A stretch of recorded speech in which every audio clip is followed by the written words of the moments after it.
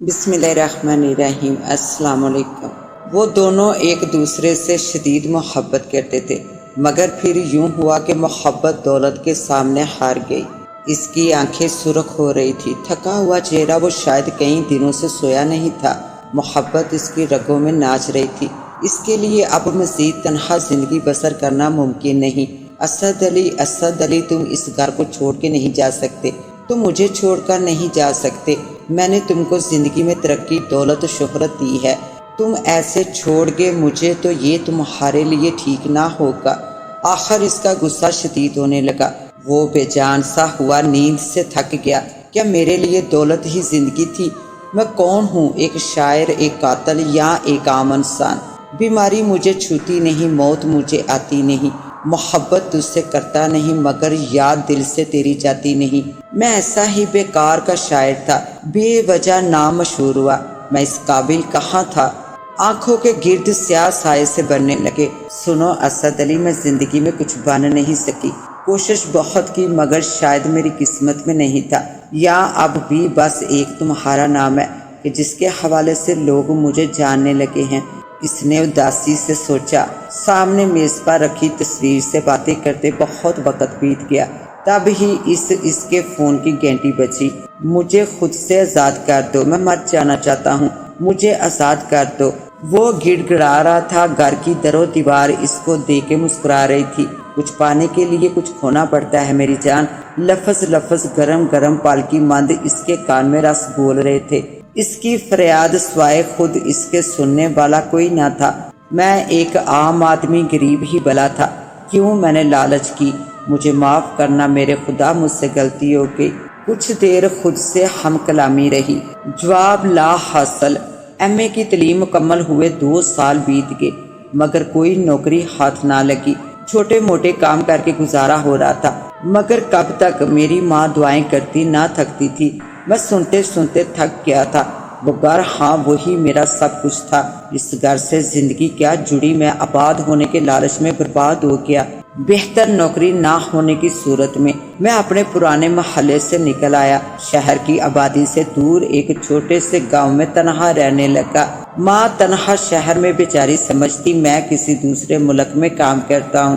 گاؤں کے پاس ایک گھنا جنگل تھا، جس میں بنا تھا وہ تنہا ویران گھر، جہاں کہنے کو ایک عورت کا بھوت رہتا تھا جو جنگل میں جاتا واپس نہ آتا، مگر میں ہر بار اس گھر جاتا اور واپس آ جاتا۔ ایک دن یوں ہی بے خیالی میں اس مکان کی طرف آ نکلا، سورج ڈوبنے کے نزدیک تھا۔ مکان کا دروازہ پرانی لکڑی کا بنا تھا، جو دیکھنے میں وسنی مگر ایک انگلی سے بھی کھلتا چلا گیا۔ آ جاؤ، اندر آ جاؤ۔ پورا گھر خوبصورت سا سجا تھا، میز پر کئی قسم کے کھانے رکھے تھے۔ میں صبح سے بھوکا تھا اور کھانوں کی خوشبو ایسی تھی کہ رہا نہ جاتا تھا۔ میں نے پیٹ بھر کے کھانا کھایا اور جب کھا چکا تب مجھے اپنے ارد گرد کے ماحول سے خوف آنے لگا۔ میں دروازے کی جانب بھاگا، مگر وہ بند ہو چکا تھا۔ میرا دل، ہاتھ پاؤں، جسم کانپ رہا تھا۔ اے خدا، مجھے بچانا۔ اسد علی، تم یہاں آئے اپنی مرضی سے ہو، مگر جاؤ گے میری مرضی سے۔ مانگو جو تمہیں چاہیے، میں تمہیں دوں گی، پر جو مجھے چاہیے وہ تمہیں لانا ہوگا۔ آواز سے تو وہ لڑکی تھی، پر کون تھی، کہاں تھی؟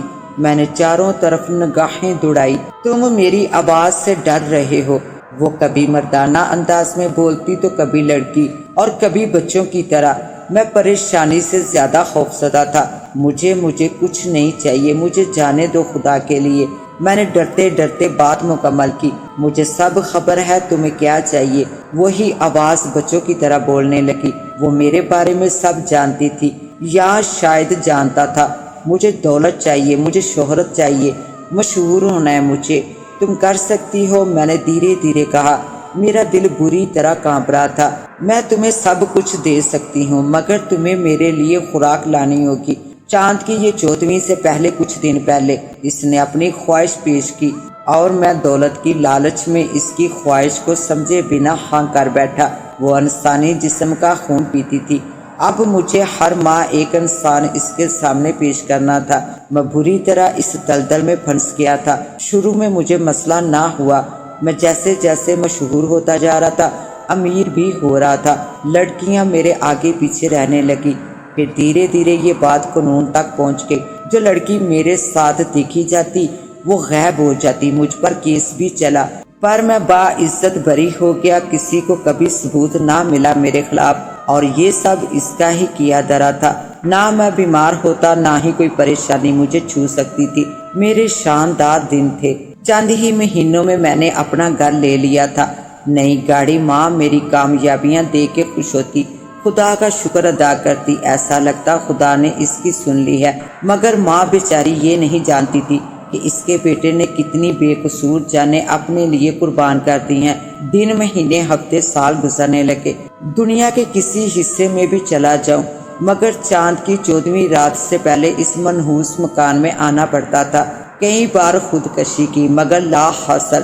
میں نے لکھنا چھوڑ دیا، اکثر اس مکان میں پڑا رہتا اور فریاد کرتا، مجھے خود سے آزاد کر دو۔ میں گھنٹوں تک روتا رہا اور آنکھ لگ گئی۔ میں تم سے بہت محبت کرتا ہوں سحر، میں تمہارے بنا اب ایک پل نہیں رہ سکتا، مجھ سے شادی کر لو۔ میں نے سحر کا ہاتھ پکڑ لیا، میں بھی اب آپ کے بنا نہیں رہ سکتی۔ وہ شرما گئی۔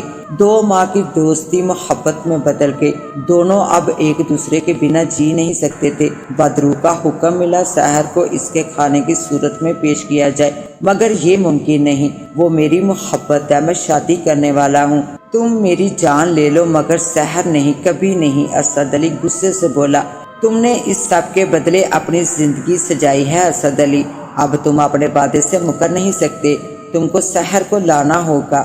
بدرو گھرا کے بولی، وہ آج اپنے کیے پر بہت شرمندہ تھا۔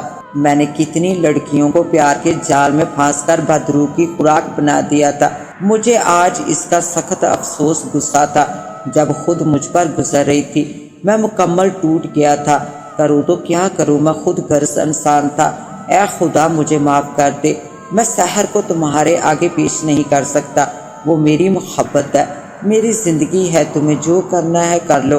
میں اپنا فیصلہ سنا آیا، شاید محبت کی طاقت نے دولت کے حوض کو ہرا دیا تھا۔ اب ہم شادی کر کے کہیں دور چلے جائیں گے سحر، میں تم سے بہت محبت کرتا ہوں۔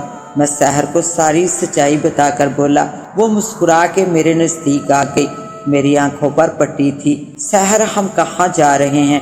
اسد علی تم میرا سب کچھ ہو، میں نے تمہارے لیے ایک گھر لیا ہے جہاں ہم شادی کے بعد رہیں گے۔ ہم گاڑی سے اتر کر گھر میں داخل ہو گئے، مجھے کچھ خوف سا محسوس ہوا۔ سحر کیا اب میں پٹی کھول سکتا ہوں؟ بے چینی ہو رہی ہے دل کو۔ آنکھوں سے پٹی ہٹی تو میں حیران رہ گیا، نہیں سحر تم میرے ساتھ ایسا نہیں کر سکتی، ہم محبت کرتے ہیں ایک دوسرے سے۔ یہ وہی کمرہ تھا جہاں وہ کئی لڑکیوں کو تنہا اس بدرو کی خوراک بننے کے لیے چھوڑ جایا کرتا تھا۔